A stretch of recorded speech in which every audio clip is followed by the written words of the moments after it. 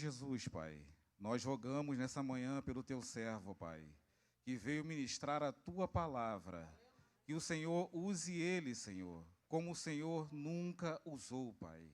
Que o Senhor venha usar ele nessa manhã, Pai, de maneira extraordinária. Que o Senhor fale através de ele, Pai. Através dele, Pai, e o que o Senhor quer falar à sua igreja. Assim nós oramos, Pai, e já declaramos sobre ele, Pai, da Tua graça, em nome de Jesus. Amém. Meus irmãos, a paz do Senhor. Quero convidá-los a abrirem suas Bíblias no livro de Gênesis.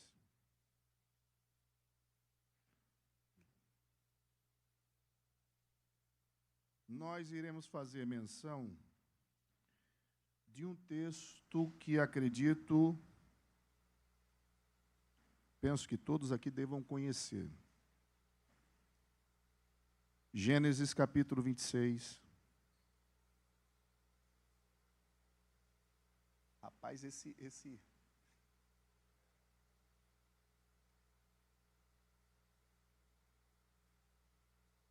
Irmãos, eu já vou passar para vocês os versículos que nós vamos tomar aqui por nossa leitura e serão base de nossa reflexão nessa manhã profética. Obrigado aí para o irmão que está. Mas antes de fazê-lo, eu quero aqui expressar o meu sentimento de prazer. O sentimento é de profunda alegria e, ao mesmo tempo, de profunda gratidão também ao nosso Senhor, por entender que, por mais uma vez, as muitas misericórdias de nosso Pai nos alcançam nesta manhã. Não somente as misericórdias de Deus, mas também a sua bendita graça.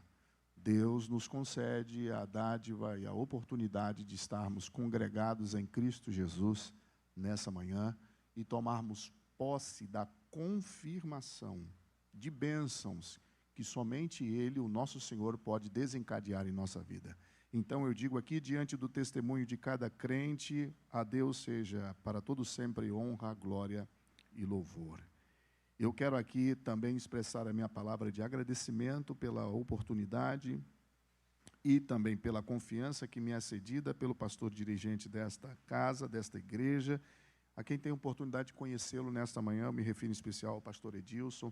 Deus o abençoe em Cristo Jesus. É um prazer estar congregando aqui debaixo da sua bênção como pastor dirigente desta congregação. Irmã Vanessa dispensa comentário, como ela já disse aqui, eu só vou ratificar o que ela disse.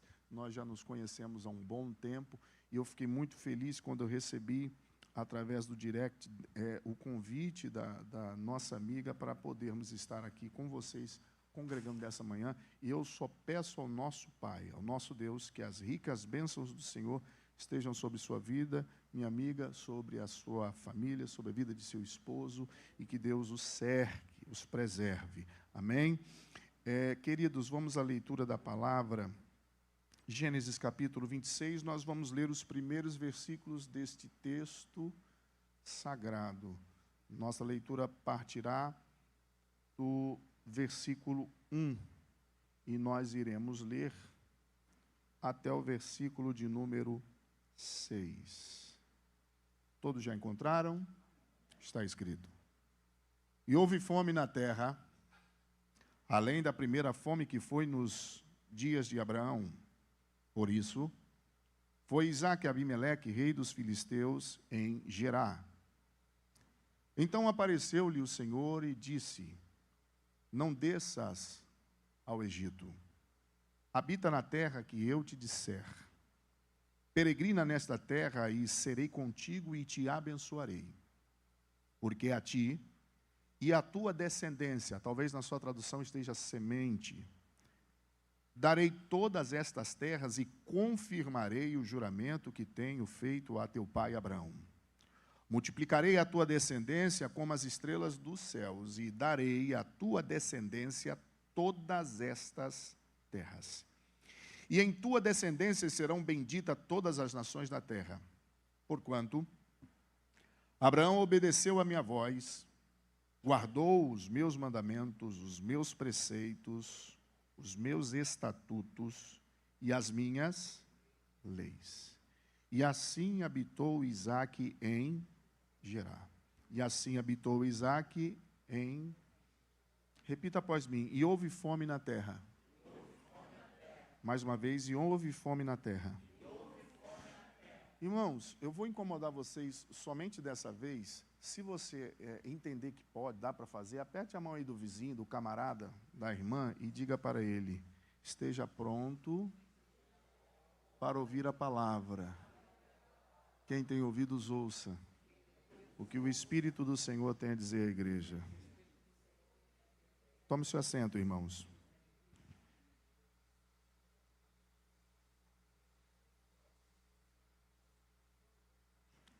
Meus amados irmãos e irmãs em Cristo Jesus, nós estamos diante de um texto maravilhoso, um texto esplêndido.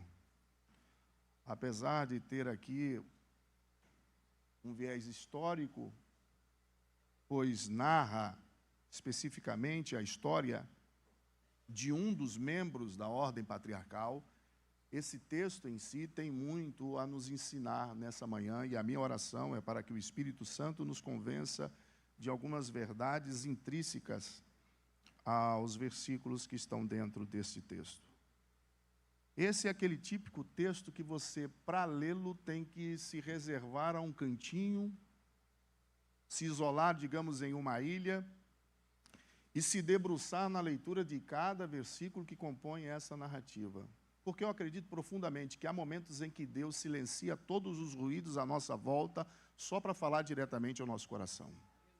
Existem momentos especiais em que Deus cessa a barulheira das circunstâncias ao nosso redor só para sussurrar verdades absolutas em nosso coração. E esse é o típico texto em que nós vemos o sussurrar de Deus em nossa alma.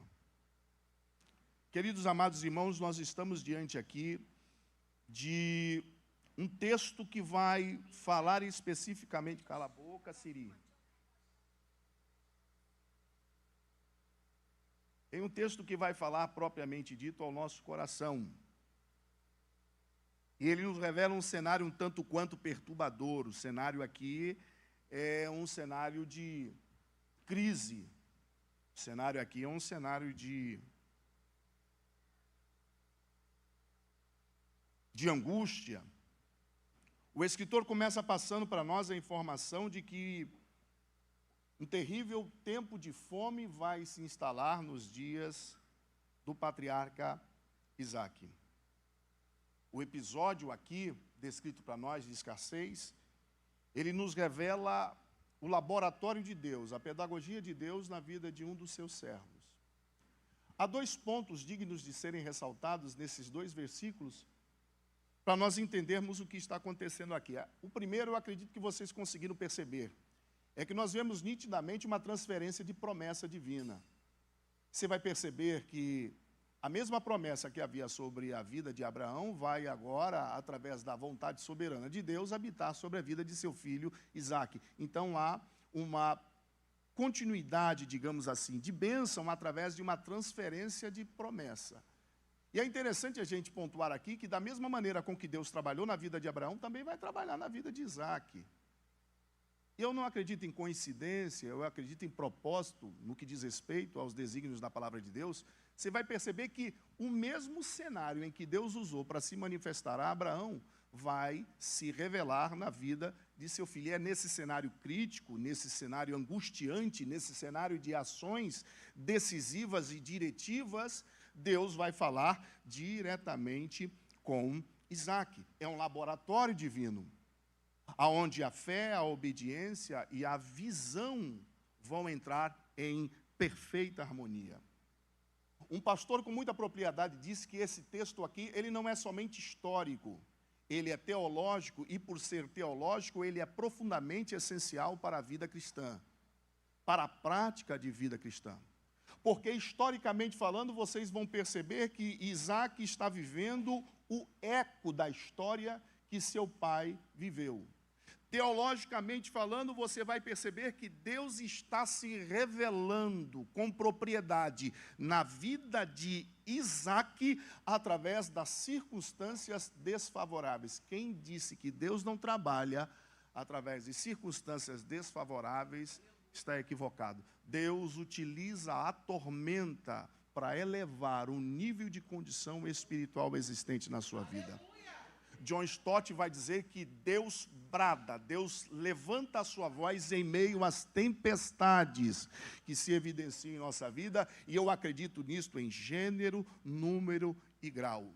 Essencialmente, ele é profundamente pertinente para a nossa vida, porque o texto desenha para nós um cenário de crise. E se existe uma coisa que nós vamos aprender, eu vou até pegar um gancho no que o irmão falou aqui, acerca de circunstâncias não mudarem a nossa essência, e a gente chama isso na filosofia da religião de existencialismo. E dentro da filosofia do existencialismo, prega-se, ensina-se, fala-se que as circunstâncias não podem definir a essência de quem você é. Contudo, ela pode revelar aquilo que está dentro de você. Trocando em miúdo, a circunstância, a crise tem o poder de revelar quem é quem na presença de Deus. A crise tem o poder de borrar a maquiagem. A crise tem poder de descortinar, de revelar aquilo que está dentro da obscuridade, do velado. A crise tem essa propriedade. A crise tem o poder de trazer à tona aquilo que está oculto dentro de nós. Eu sei que parece até jargão de pregação e fica difícil você numerar as vezes que já ouviu essa frase de efeito no longo da sua caminhada. Mas eu vou repetir mais uma vez. Dar glória a Deus quando tudo vai bem é muito fácil. Dar glória a Deus quando você é aplaudido, quando você é afamado, quando você recebe os famosos tapinhas nos ombros, num momento de sucesso, de êxito da sua caminhada, é muito fácil. Mas a verdadeira essência de um homem e de uma mulher se evidencia de fato e de verdade quando ele está vivendo os momentos críticos da vida. É ali que você mostra de fato quem você é. E dentro deste contexto, é justamente nesse momento que você revela a sua essência para Deus. Mas eu quero aqui deixar fixo, e eu oro para que o Espírito Santo te convença disso. Há uma promessa, você pode dizer amém? Essa promessa vai sair da vida de Abraão e vai habitar sobre a vida de Isaac. Não tenho autoridade bíblica para dizer que quem tem promessa não morre, porque Abraão tinha, morreu. Isaac tinha, morreu. Mas temos autoridade bíblica para dizer que quem tem promessa no tempo de Deus, oportuno, verá as mesmas se cumprirem na sua vida. O que você deve permitir o Espírito Santo te ensinar e te convencer é que as promessas de Deus estão estribadas nas colunas da sua fidelidade e do seu amor.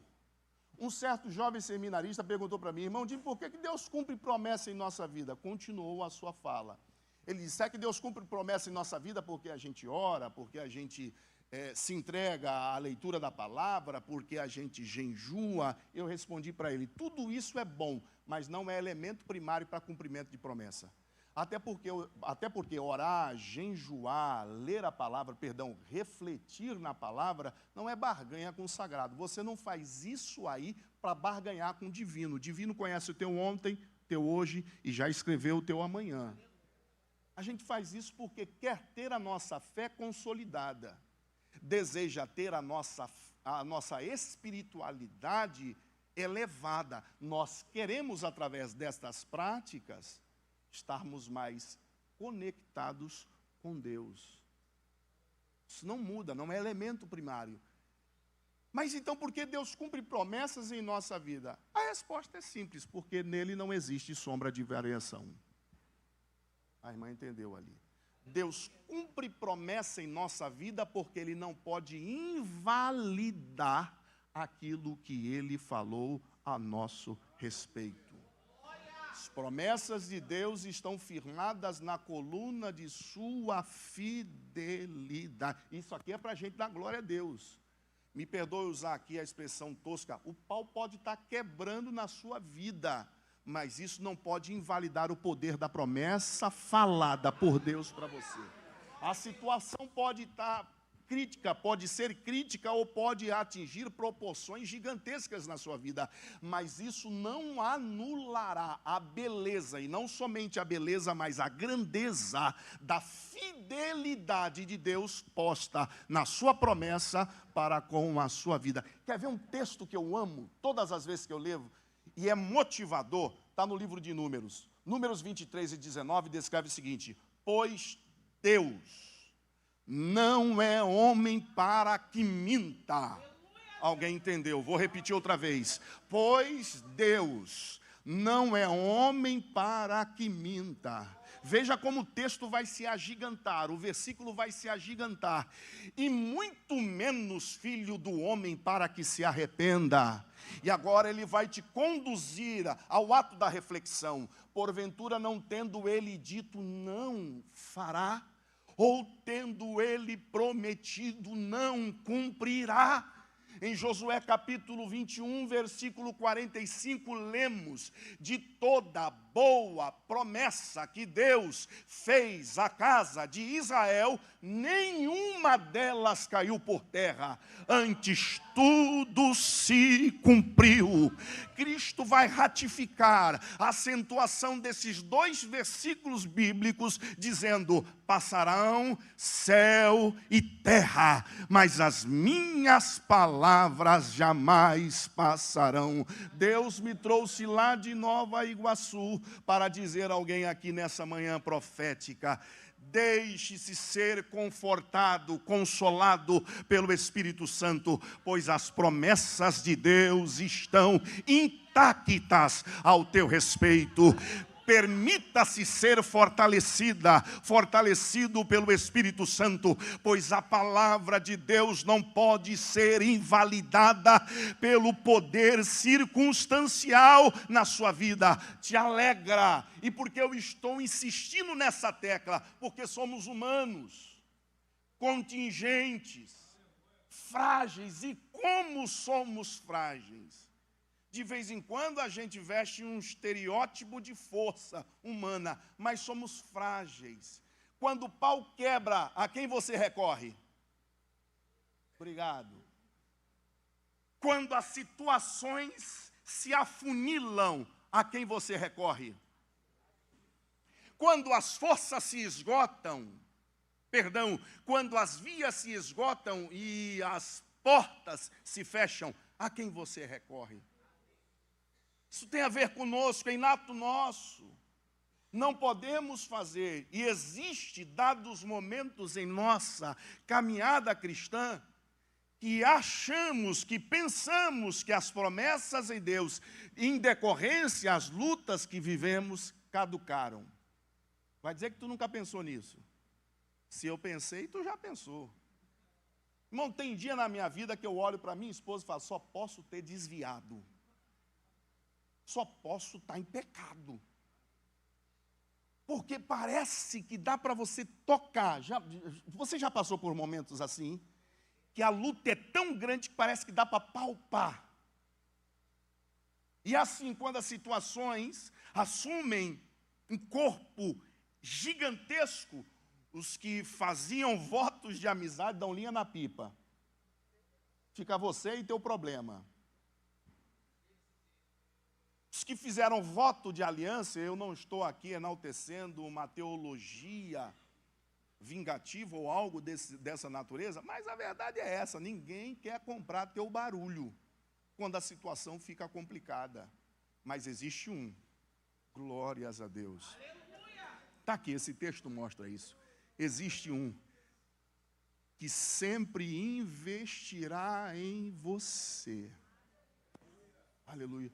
Mesmo quando as ideias permearem o campo do teu entendimento, achando que você foi esquecido, abandonado, rejeitado, ele sempre estará ali, no vértice do agora, no vértice daquele exato momento, mostrando para você que na sua fraqueza, aleluia, ele é força.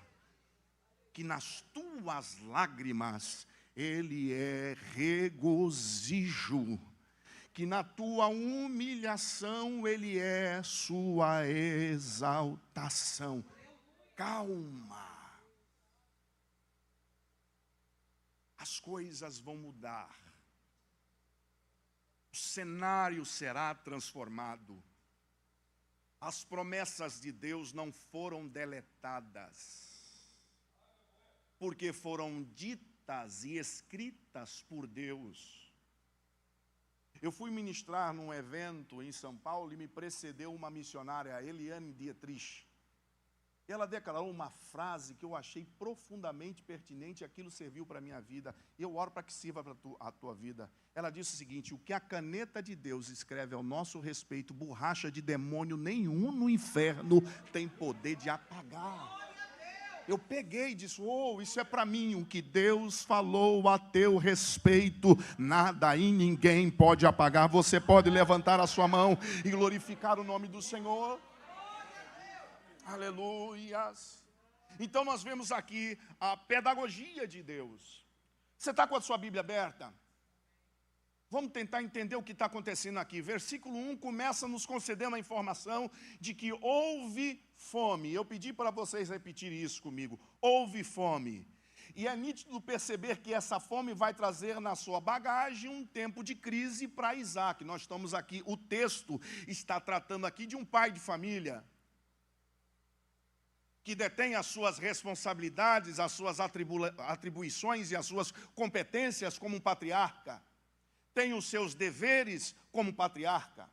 Então, a fome vai trazer na sua bagagem um tempo de crise. Se existe uma coisa que é difícil se lidar ainda hoje, é com a fome.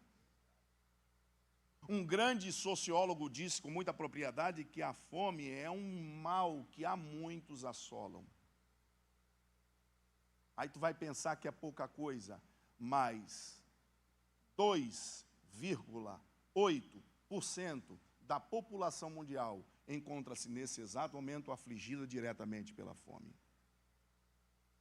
Se você pegar um avião e se dirigir às regiões sul-saarianas e parar em alguns países, eu vou aqui acentuar alguns, Sudão, Somália e outros, vocês vão andar alguns quilômetros e vão se deparar com o espectro da fome. A gente não precisa ir muito longe, vamos ficar aqui no Brasil, vá lá para o Vale do Jequitinhonha, que é alvo de campo missionário, e vocês vão se deparar com a realidade da fome. A fome aflige, a fome angustia, a fome perturba, e ela vai trazer dentro do cenário contextual crise. Por que o senhor está insistindo nisso, pastor Jimmy? Porque crises sempre farão parte do ambiente da tua vida cristã. Eu fico bobo, pastor Edilson, com um bocado de pregador que insiste em falar que crente não passa por luta. Uma certa feita eu ouvi, porque eu não tenho dificuldade de sentar para ouvir.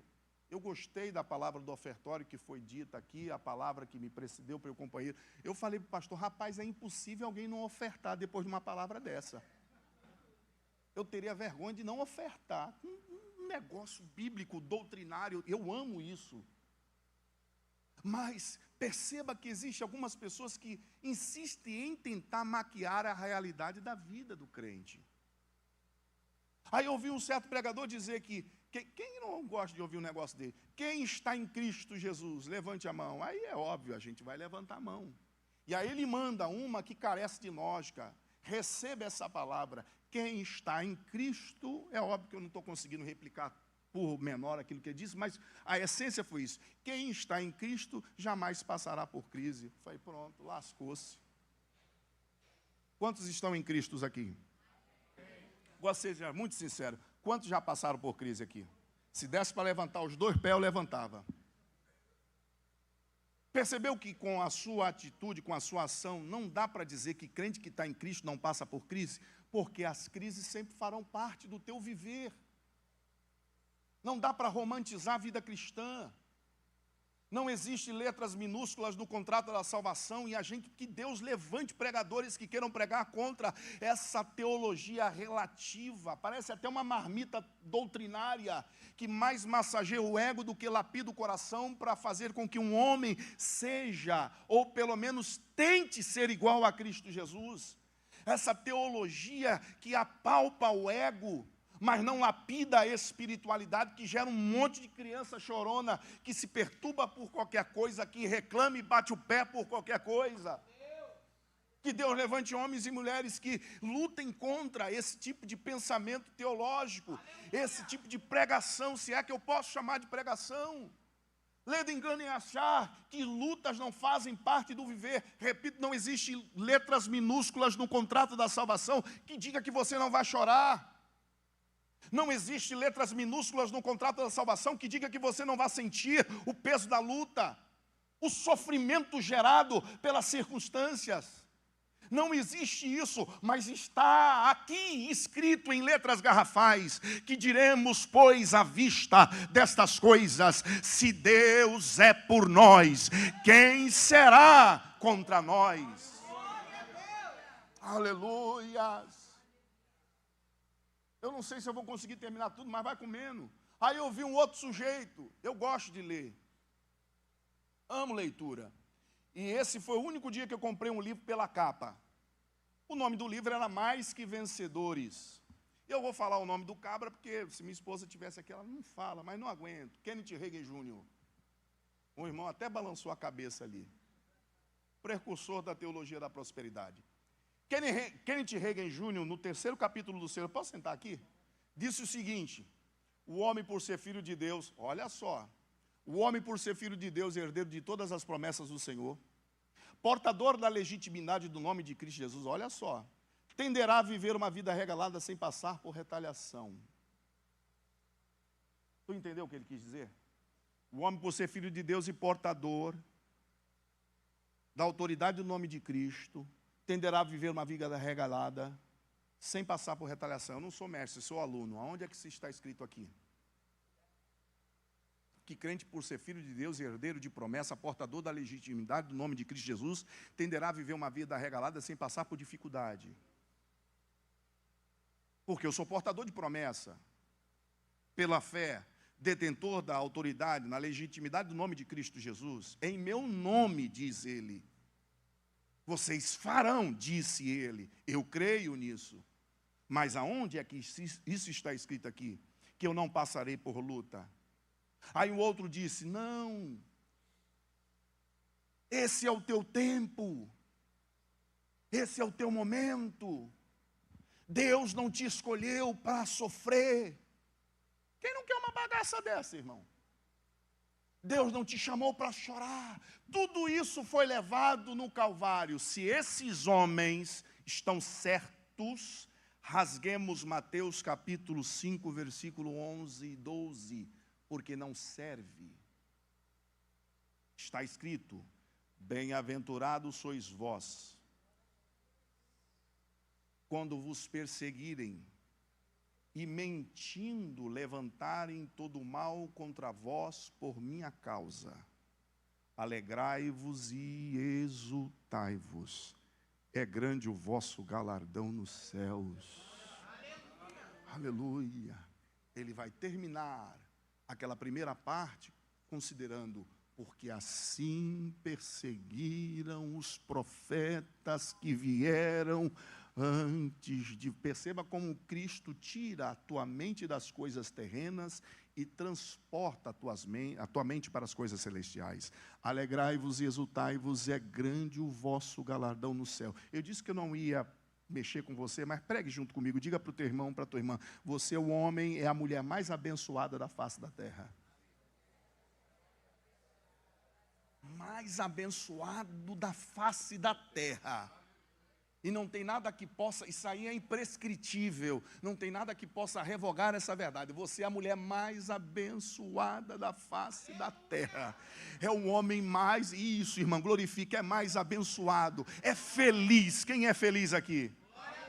Vamos para a Bíblia. bem-aventurado. A expressão grega aqui é makarios, e makarios não quer dizer feliz. Feliz é uma coisa, exultante, jubiloso é outra, completamente diferente. A palavra bem-aventurado, de bem-aventurança, é o estado máximo da felicidade existente em um homem. Olha o que Cristo está dizendo, vocês são felizes. E eu preciso insistir nisso, porque para o mundo é feliz quem tem, é feliz quem pode. A felicidade está subordinada à riqueza, ao prestígio, ao reconhecimento, àqueles que estão nas capas de revista, de destaque da sociedade. A felicidade está nisso, é você poder comprar aquilo que você desejar. A felicidade pregada pelo mundo está estribada nisso. Se dinheiro fosse razão, não estou dizendo que ninguém precisa, mas se dinheiro fosse razão superlativa de felicidade, nós não teríamos os consultórios de psicologia repletos de homens e mulheres que têm dinheiro para comprar aquilo que bem desejar, mas vive uma vida interior, emocional, açoitada, pelos mais diversos espectros emocionais. São pessoas que não conseguem dormir, são pessoas que não conseguem viver uma vida social e emocional de maneira saudável, são pessoas debaixo de complexo de inferioridade, síndrome de pânico. Se tem algum psicólogo aí, me ajuda. E os mais diversos complexos existentes. Aí tu pega um barquinho, atravessa o encontro das águas do Rio Negro com o Rio Solimão e vai para um bairro chamado Careiro da Várzea, onde as pessoas moram em casa de palafeta. Eu fui pregar num congresso lá. Quando eu desembarquei, me veio um grupo de crentes, irmãos e irmãs, com um sorriso do canto da orelha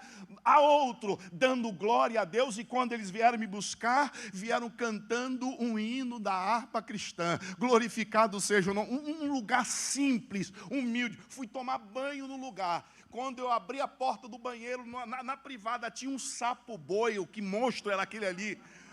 Percebam, queridos amados irmãos, que essas situações não anulavam a realidade da felicidade existente dentro desses crentes. Eu fui pregar algumas vezes na África. A última vez, ano passado, eu estive em Angola. Eu fui especificamente para o marco angolano, onde a guerra civil se terminou entre Bié e Kwanza Sul, uma cidade completamente devastada. Quando eu entrei na igreja, eu vi crentes dançando, celebrando, glorificando o nome do Senhor. É a alegria ultra circunstancial. Eu não dependo dos favores desse mundo, eu não dependo dos banquetes desse sistema para glorificar o nome do Senhor. Só vai adorar quem quer. Nós temos 1000 motivos para abrirmos a boca e glorificarmos a Deus. E eu vou falar aqui, eu não vou pedir desculpa porque sou pentecostal, eu sou pentecostal até debaixo d'água,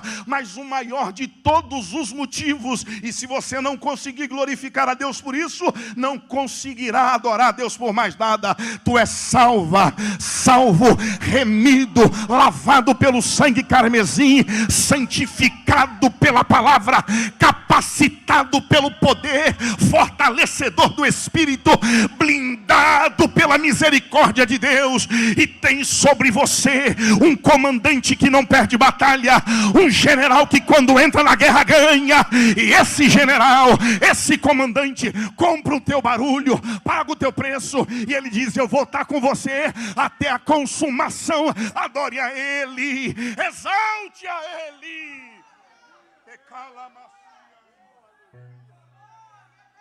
Aleluias, aleluias. Ok, você assimilou a ideia.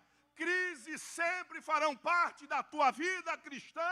Prepara-te em Cristo Jesus para enfrentá-las. Você não pode estranhar isso, porque Pedro considera essa fala. Ele escreveu a sua primeira epístola à igreja da dispersão. Pedro vai dizer: amados, não me estranhem a ardente prova que surge no meio de vós. Já tinha crente morrendo, escaldado vivo, sendo degolado, crucificado. Ele disse: não me estranhe nada disso. A luta que surge em vosso meio, como se coisa estranha vos acontecesse. Mas alegrai-vos não, exultai-vos à medida que sois participantes do sofrimento de Cristo. Pois se pelo nome de Cristo Jesus sois perseguido e só recebe pedra a árvore que dá fruto, Pedro vai dizer, é porque sobre vós repousa o Espírito da glória. Alguém pegou, vou repetir. É porque sobre você repousa o Espírito da glória. Espírito da glória. Espírito da glória. Espírito da glória.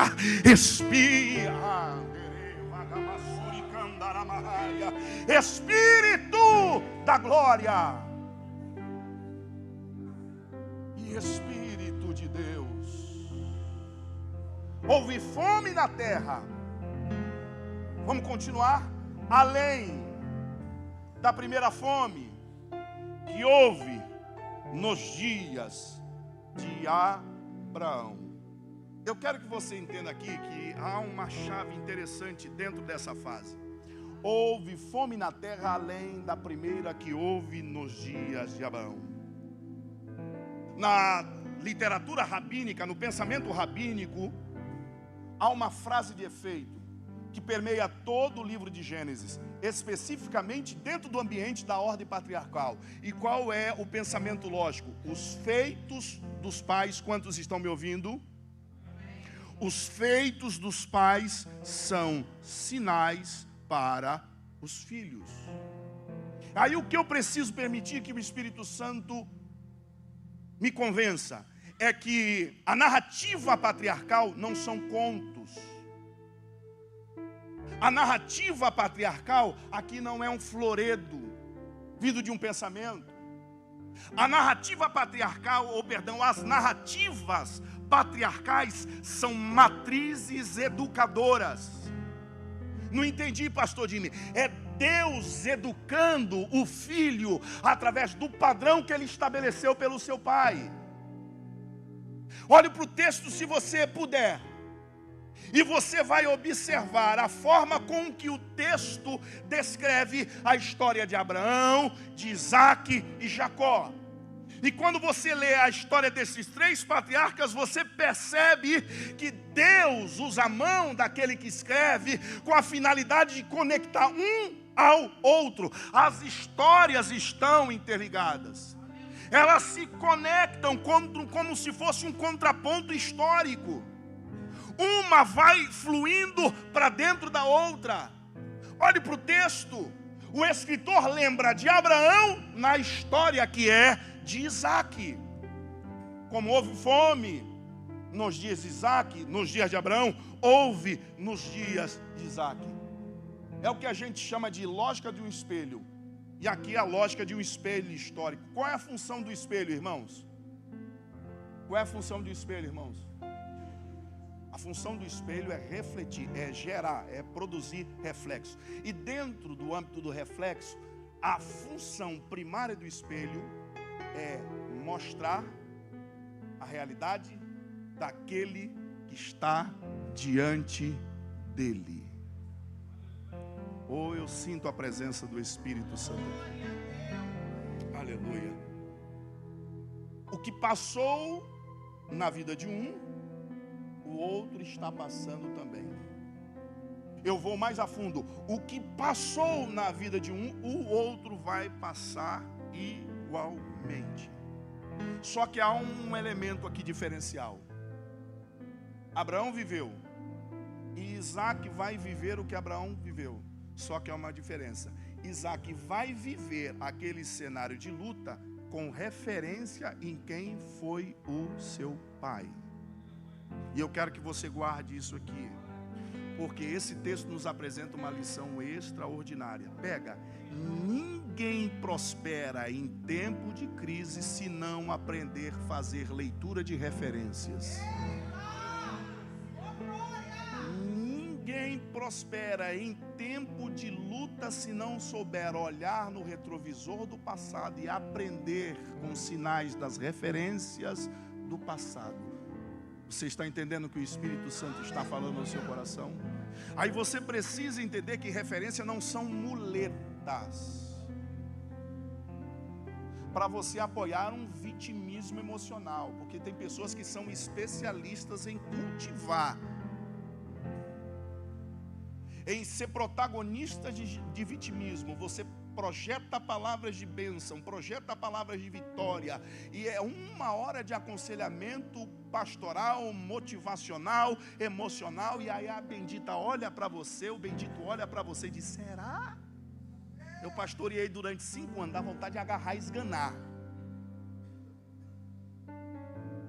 Você usa todas as chaves bíblicas, você ora, você abençoa, e a pessoa está tão tomada pelo mesmo sentimento, pela mesma síndrome que assolou o paralítico no tanque de Betesda. Vocês já leram esse texto, João 5? Jesus Cristo chega para ele e faz uma pergunta carente de lógica. Cá para nós, é ou não é carente de lógica? A Valéria morre de rir quando eu falo isso. Se fosse eu ali, maranhense, e ele não conhecia Jesus, a expressão Senhor é uma forma educada de fala. Ele não conhecia que aquele ali era o Messias prometido. Ele chega para o rapaz e diz: você quer ser curado? Se fosse eu ali, não, do jeito que eu estou tá legal. Eu estou aqui há tantos anos, eu acho que aguento ficar mais um pouquinho aqui. Você entendeu o tom da minha fala. Mas por que Cristo fala isso? Porque Ele quer quebrar uma corrente que aprisionava a alma e os sentimentos daquele homem. O proverbista vai dizer o seguinte: o tardar da esperança, por favor, guarde isso, vírgula, faz adoecer o coração. Jesus traz cura interna antes de revelar cura externa. Eu curo a tua alma antes de curar, e Deus está falando com alguém aqui, antes de curar o seu corpo físico. Você pode levantar. Referências não são muletas, referências são bússolas que apontam a direção que nós devemos seguir em meio às tempestades da vida. A Bíblia nunca apresenta os patriarcas como homens isolados, como heróis isolados, mas como elos de uma corrente. Eles estão unidos, eles vencem unidos. E aí pega, pelo amor de Deus, ninguém vence sozinho. Ninguém alcança sozinho. Eu oro para que o Espírito Santo te convença dessa verdade. Quem caminha sem referência se torna refém dos seus sentimentos. É bem verdade dizer que nós vivenciamos um presente tempo em que luzes estão sendo apagadas. Dentro do contexto social, nós tentamos buscar referências. E parece que com o passar do tempo isso vai se tornando cada vez mais difícil. Mas nós temos um sol, aleluia, que brilha, aleluia, com todo o seu fulgor. Nós temos uma referência que é inapagável. O escritor aos Hebreus vai dizer, o apóstolo vai dizer de maneira muito própria, é porque a gente lê e de vez em quando não dá devida dimensão profética ao que nós lemos. Ele vai dizer: retenhamos, pois, a firme confissão de nossa promessa, pois fiel é aquele que prometeu. Olha para mim, não perca Jesus Cristo de foco. Não tire Jesus Cristo do centro da tua atenção.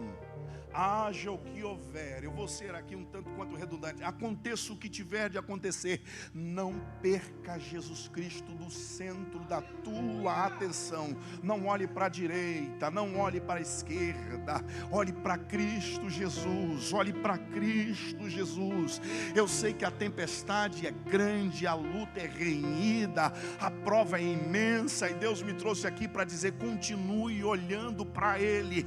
As ondas vão açoitar o seu barco da direita para a esquerda e vice-versa, mas continue olhando para Ele. Ele vai te convidar ao absurdo, ao cenário do extraordinário. A luta está batendo de um lado para o outro, Ele vai dizer: vem viver o absurdo que eu preparei para a tua vida. Sai do barco e vem na minha direção. Glorificado seja o nome do Senhor. E vai. Se Ele mandou, Ele assina embaixo por tuas decisões, Ele assina embaixo por tua prática. Vai, mas não olha para o lado. E olhando firmemente a Jesus, o autor e consumador de nossa fé. Nosso problema é que muitas vezes achamos que podemos ganhar sem Ele. E aí me dá licença para entrar na sala íntima da sua vida. Você acha que pode ganhar por seus impulsos? Eu sei que você tem qualificativos, eu sei que você tem características que exaltam quem você é.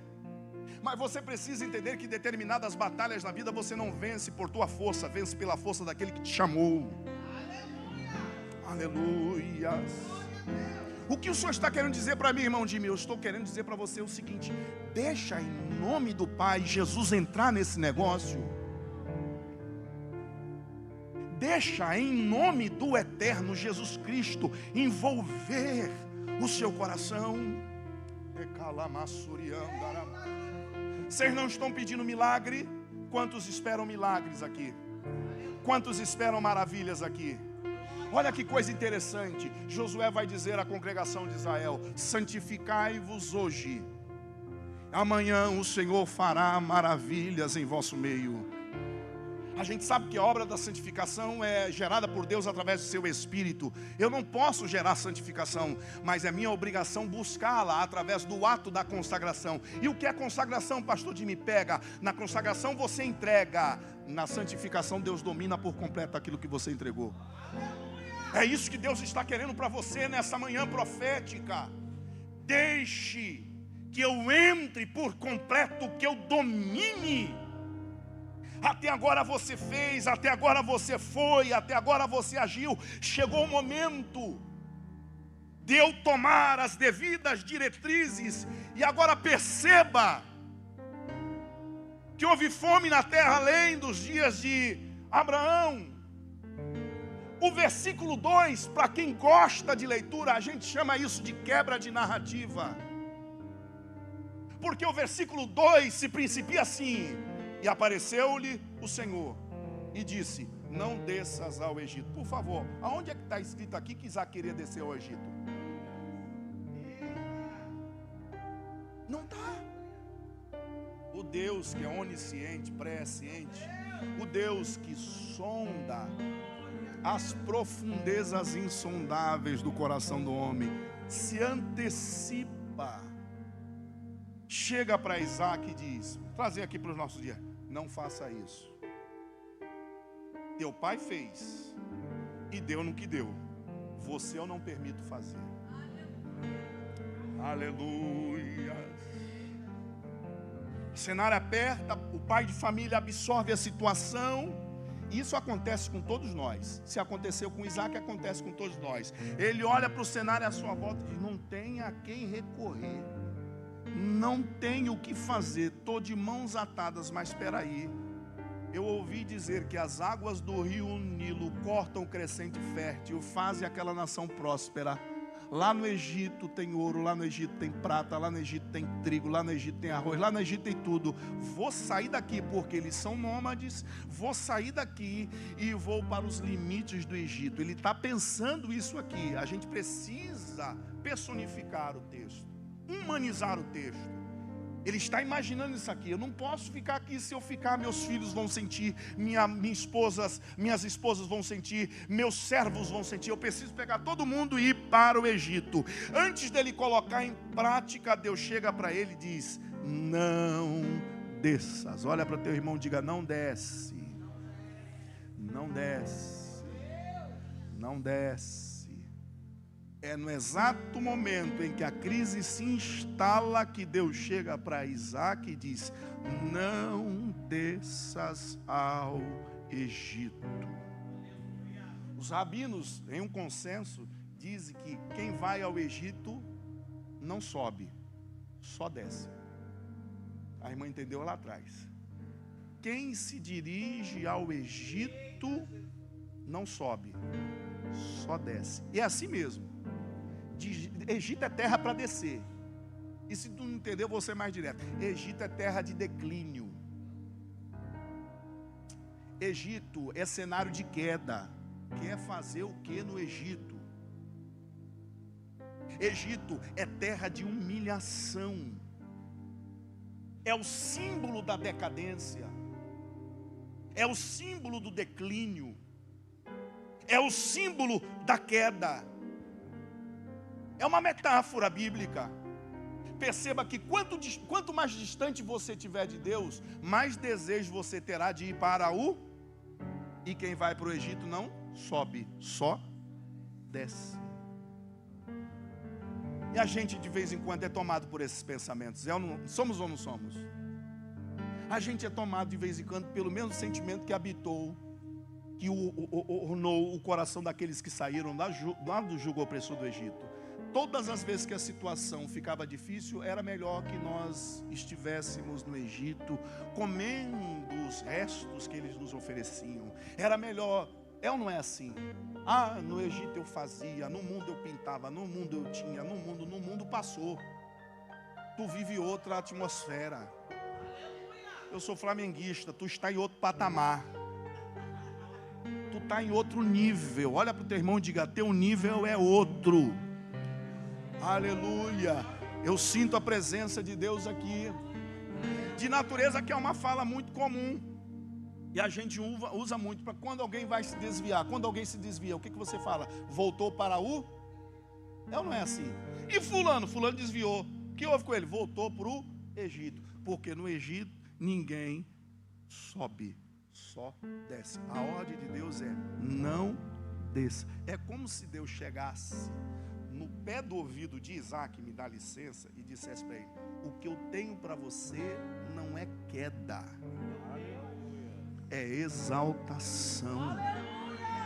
O que eu tenho para você não é declínio, é superação. Eu sinto a presença de Deus neste ambiente.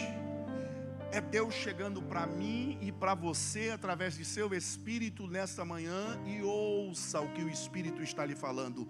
Não altere nenhum programa da agenda que Deus colocou na sua vida por causa de uma leitura equivocada da circunstância à sua volta. Não mude a não mude a programação que Deus estabeleceu para você por causa de uma leitura distorcida da situação em que você se encontra. Fica aqui, é isso que Deus está dizendo. Fica comigo, que comigo você tem vitória, comigo você tem exaltação, comigo você tem certeza da promessa, comigo você tem cumprimento da promessa. Alguém pode levantar a sua mão, porque o Espírito do Senhor está aqui, glorificar o nome daquele que vive. Eu quero que você entenda que nessa relação, no seu envolvimento com Deus, sempre haverá ascensão para a tua vida. Eu quero que você compreenda nessa manhã, com o auxílio do Espírito Santo, que quanto mais próximo você estiver de Deus, mais Ele te elevará. Segundo capítulo da Epístola de Paulo aos Efésios, ele inicia assim: e Ele nos deu vida, estando nós mortos em nossos delitos e em nossas ofensas, os quais nós andávamos outrora, segundo o curso desse mundo, segundo a vontade do príncipe deste século. Mais adiante ele vai dizer: mas, sendo rico em misericórdia, com o seu grande amor, com que nos amou, Ele nos vivificou. Não foi fraco, vou continuar. E nos fez assentar. Alguém está entendendo? E nos fez assentar. Vou repetir mais uma vez. E te fez assentar em lugares celestiais. Vai um conselho de um irmão para outro: não desce da posição que Deus te colocou. Não se rebaixe por causa de uma leitura equivocada. Permanece lá. Está doendo, ok, faz parte. Está difícil, ok, faz parte da cartilha. Mas de uma coisa eu sei, estou bem certo disso: dessa luta você vai sair melhor do que entrou. Dessa luta você vai sair mais forte do que entrou. Dessa prova você vai sair elevado. Eu tenho uma palavra de Deus para você. Aguarde o tempo de Deus no cenário de luta para a tua vida, porque tem exaltação. Permanece. Permanece. Permanece. Permanece. E eu vou terminar aqui. E termino agora. Os músicos já subiu, já é um sinal. Termino aqui agora.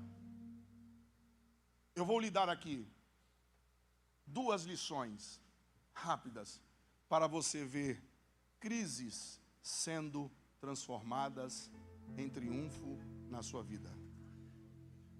A primeira lição: quer ver crises sendo transformadas em triunfo na sua vida? Não vai gostar, mas vou tacar assim mesmo. Para de fugir. E ouça o que Deus tem a falar para a tua vida dentro desse cenário. Quer ver crises sendo transformadas em triunfo?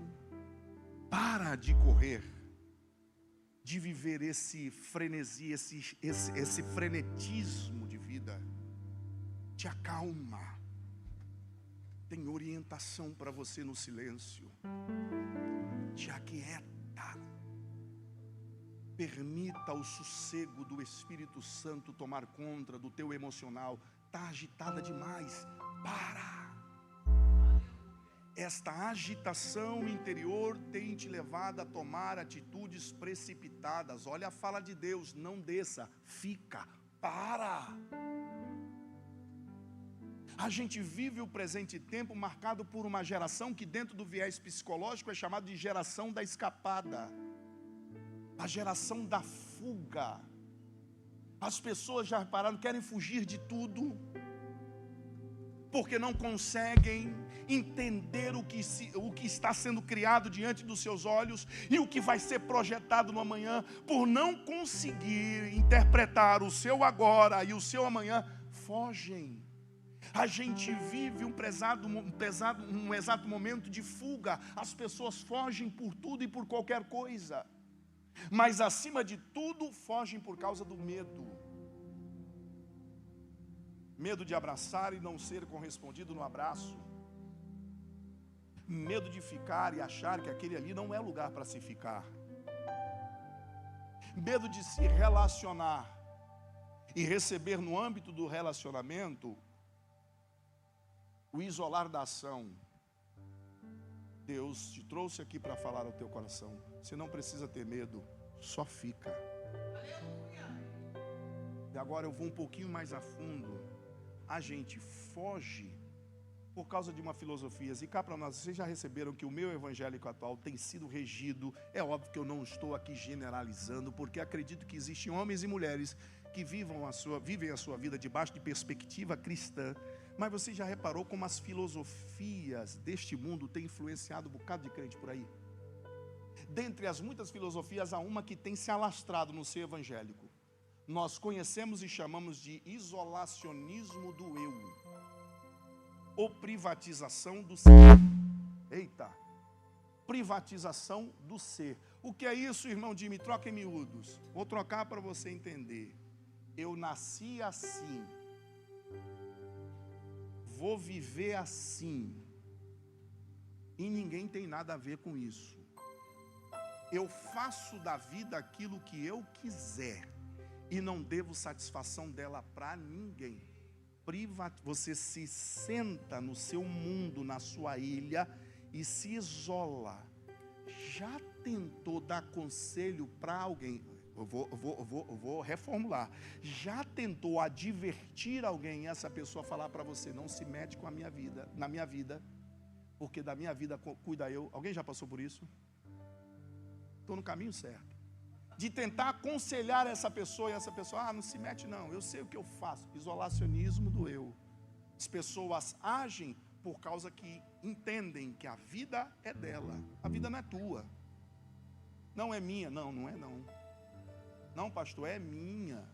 Não é, nunca foi. Tu pensa que é, mas não é. Ainda mais para crente lavado e remido no sangue do Cordeiro. Deixou de ser tua há muito tempo. Aleluias. Eu sou casado há 23 anos com a mulher mais linda do meu mundo. Eu sou maranhense e ela é pernambucana. Já viu o negócio, né?